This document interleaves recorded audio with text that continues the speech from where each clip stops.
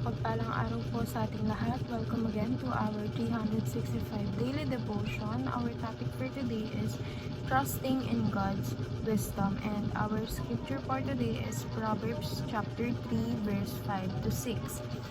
Trust in the Lord with all your heart and lean not on your own understanding. In all your ways, submit to Him and He will make your paths straight. So, sinasabi dito sa verse na to na magtiwala daw tayo sa Panginoon ng buong puso and huwag tayong magtiwala sa sarili nating pag-iintindi sa mga bagay-bagay kasi mas may alam ang Panginoon sa atin.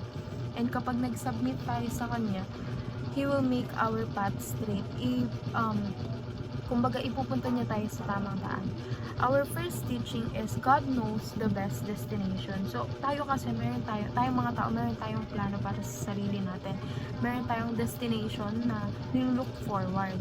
But ang Lord, ang may nakakaalam kung ano yung best destination natin. Minsan kasi, yung destination na nakikita natin for ourselves is iba pala yung destination na nakikita ng Panginoon. Second, God knows the best route. Kung alam ng Panginoon ang best destination, alam niya din yung daan patungo sa destination na yun.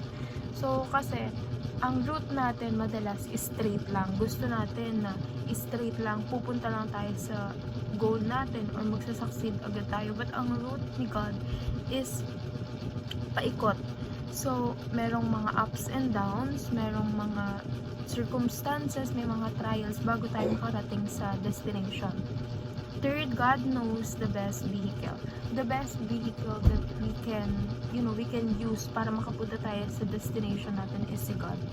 Siya yung, kumbaga, yung vehicle kasi yung magdadala sa'yo papunta sa destination, and that is God. Si God ang magdadala sa atin patungo sa destination na kung saan tayo nararapat. So, sa application naman is first, trust in the Lord with all your heart. So, magtiwala tayo sa Panginoon ng buong puso. Huwag tayong mag-hesitant or sabihin natin na nagtitiwala tayo sa Kanya, pero after ilang days, after is pangungunahan natin siya. So, kailangan kapag nagtiwala tayo sa Panginoon, 100%. Second, lean not on your own understanding. Tayo is limited lang yung alam natin. Minsan, na frustrate tayo kasi hindi nasusunod yung gusto natin or yung plano natin for ourselves. Minsan naiinis tayo kasi bakit ganito yung nangyayari and hindi siya ayon sa plano natin for ourselves. But hindi dapat tayo magtiwala sa own understanding natin. Magtiwala tayo sa understanding ng Panginoon kasi alam niya lahat na nangyayari. Maybe your understanding kung pumunta ka sa isang bagay, ang gusto mo is pumunta doon sa lugar na yun, but alam ng Panginoon na kapag pumunta ka is may mangyayaring masama sa'yo. So, yun yung mga hindi natin alam, but si Lord, alam niya yung mga ganun. So, nililid niya tayo sa right path.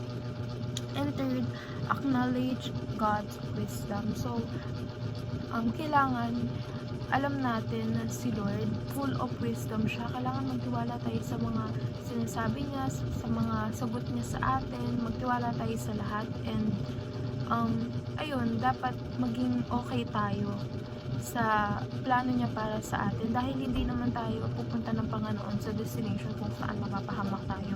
Laging ang destination natin pag kay God is papunta sa kung saan tayo nararapat. Yun lamang po, and see you again on our next 365 Daily Devotion.